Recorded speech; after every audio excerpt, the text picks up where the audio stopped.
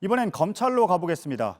검언 유착 의혹을 수사 자문단에 넘기는 문제를 놓고 오늘도 시끄러웠습니다. 대검의 부장검사들은 윤석열 검찰총장이 자문단 구성에 개입했다고 주장하고 있습니다. 미리 짜놓은 명단에 투표를 하라고 했다는 말까지 나왔습니다. 대검은 윤 총장은 관여하지 않았다고 반박하면서 계속 충돌하고 있습니다. 조보경 기자입니다. 이틀 전 검언 유착 의혹을 다룰 전문수사 자문단의 단원을 뽑는 회의가 예정에도 없이 열렸습니다. 이 자리에서 대검의 부장검사 5명은 명단을 받았습니다. 윤석열 총장의 측근인 한동훈 검사장이 연루된 사건을 맡을 자문단 단원 후보들이었습니다. 한 참석자는 대부분 현직 검사들의 이름이 적혀 있었다고 기억했습니다. 문제는 그 다음이었다고 합니다. 부장검사들은 이 명단에서 누굴 택할지 말지를 정하라는 통보를 들었다고 했습니다. 대검의 부장검사들은 그동안 자문단 소집 자체에 부정적인 입장이었습니다. 그런데 자문단 구성을 위해 명단 추리기에 동참해야 하는 상황에 처한 겁니다. 이 때문에 대검 부장들은 모두 투표를 거부하고 회의에서 나왔다고 한 참석자는 전했습니다. 이 참석자는 이 명단을 윤 총장이 몇 명과만 협의해 만들었다고 주장했습니다. 따라서 윤 총장이 자문단 선정에 관여하지 않았다는 발표는 어불성설이라는 겁니다. 대검은 반박했습니다.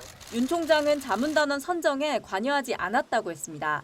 또 부장들은 수사를 지휘했기 때문에 투표를 하는 게 스스로 부적절하다고 생각했을 수 있다며 모두 반발한 것은 아니다라는 취지로 답했습니다. JTBC 조보경입니다. 검찰은 당사자인 한동훈 검사장에게 오늘 피의자 신분으로 나와서 조사를 받으라고 통보했지만 한 검사장은 나오지 않았습니다. 추미애 법무부 장관은 한 검사장이 휴대전화 포렌식에도 협조하지 않았다고 말했습니다. 그러자 한 검사장의 변호인은 장관이 공보준칙에 어긋나게 수사 상황을 말했다고 주장했습니다. 신아람 기자입니다. 서울중앙지검 검언유착 의혹 수사팀은 한동훈 검사장에게 소환을 통보했습니다. 한 검사장은 강요미수 혐의의 피의자 신분입니다. 하지만 한 검사장은 검찰에 나오지 않았습니다. 수요일 날 소환했는데요. 소환 일자인데 전문수사 자문단 결과를 보고 나오겠다라는 이유로 불출석했다는 보고를 들었습니다. 수사에도 협조하지 않고 있다고 추 장관은 말했습니다. 압수된 휴대전화 포렌식에도 협조하지 않는다는 겁니다. 제가 보고 받기로는 그 포렌식을 하려면 비번을 알아야 되는데 수사 협조를 전혀 하지 않고 있습니다. 이 휴대전화엔 채널A 기자와 언제 얼마나 접촉을 했는지 파악할 수 있는 단서가 있을 것으로 추정됩니다.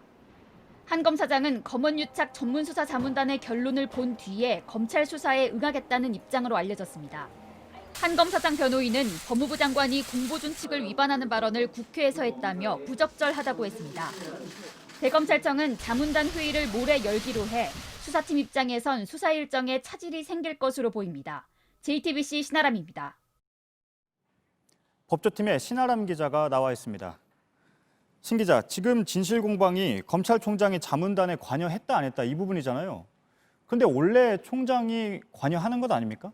네, 그렇습니다. 원래는 그렇습니다. 검찰총장이 사건과 안건을 정해서 소집할 수가 있습니다. 또 자문단원이 수사 서류를 볼 수 있게 결정할 수도 있습니다. 다만 윤석열 총장은 측근 감싸기 논란 때문에 지휘를 안 하겠다고 공개적으로 밝혔습니다. 대신에 대검찰청 부장들, 그러니까 현직 검사장 5명으로 구성된 지휘 협의체에 맡겼습니다. 이 부장들 중 일부가 저희 취재진에게 윤 총장의 개입 정황을 강하게 비판했습니다. 자문단에 개입한 게 맞다면 본인의 말을 뒤집은 게 되고, 그렇다면 측근을 보호하려 한다는 의심을 스스로 사게 되는 겁니다. 예. 근데 원래 이 제도가 투명한 수사와 기소를 하기 위해서 만든 제도잖아요.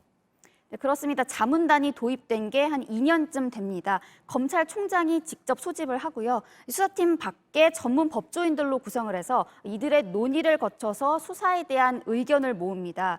또 이번 논란의 배경은 한동훈 검사장입니다. 수사팀이 한 검사장을 피의자로 전환하고 강하게 수사하려 하자 윤 총장이 측근을 보호하려 소집한 게 아니냐는 그런 의심이 나오는 겁니다. 네. 특히 지금 보면 대검의 부장검사들이 반기를 드는 모양새잖아요. 그런데 이 부장검사들은 지난 인사 때 추미애 장관이 임명한 사람들 아닌가요? 네, 그렇습니다. 그래서 지금 벌어지는 상황이 바로 추 장관의 의중이 반영되고 있는 게 아니냐는 해석들이 나옵니다. 이 부장들은 지난 1월 추미애 장관 취임 이후에 부임했습니다. 당시에 윤 총장이 대검 중간 간부들을 남겨달라는 의견을 냈을 만큼 교체 폭이 굉장히 컸기 때문에 윤 총장 측이라고 보기는 어렵습니다. 추 장관이 공개석상에서 윤 총장을 비판하면 이어서 대검 부장들의 기류가 강해지는 듯한 상황이 이어지고 있습니다. 네. 자문단이 3일에 열리죠? 그러면 그날 바로 결론이 나오는 겁니까? 네, 그럴 가능성이 높지만 현재로서 알 수는 없습니다. 그래도 어쨌든 결과가 나오면 이 경우에 따라 혼란이 예상됩니다. 특히 수사심의위원회까지 소집돼 있어서 두 기구가 서로 다른 결론을 낼 가능성도 있는 상황입니다. 네, 신아람 기자였습니다. 민주당을 중심으로 열린 국회 법사위원회는 윤석열 총장을 겨냥한 성토장이 됐습니다. 추 장관은 윤 총장에 대해 때가 되면 결단을 하겠다고 말했습니다. 최규진 기자입니다. 지금까지는 지켜보았는데 더 이상 지켜보기 어렵다면 저도 결단할 때 결단하겠습니다. 국회 법사위 회의에 출석해 윤석열 총장에 대해 한 말입니다. 오늘 법사위 회의는 민주당이 윤 총장의 검언 유착 사건 조치에 대해 따지기 위해 특별히 연 겁니다. 이런 만큼 회의는 윤 총장에 대한 성토장이 됐습니다. 대검 대변인이 만약에 임의를 했다면 이 사람 처벌해야 되고, 만약에 윤석열 총장이 지시했다면 윤석열 총장도 처벌받아야 돼요. 열린민주당에선 윤 총장을 전두환 씨에 빗대기도 했습니다. 이 전두환이 하던 국보위하고 다른 게 뭐가 있습니까 도대체?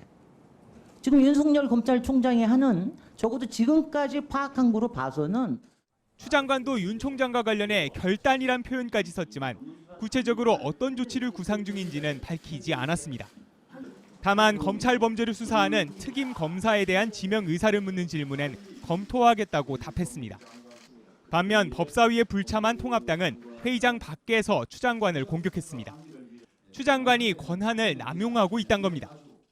윤석열 검찰총장에 대한 추미애 법무부 장관의 수사 지휘권 남용이나 핍박 여러 가지 논의들이 있었습니다. JTBC 최규진입니다.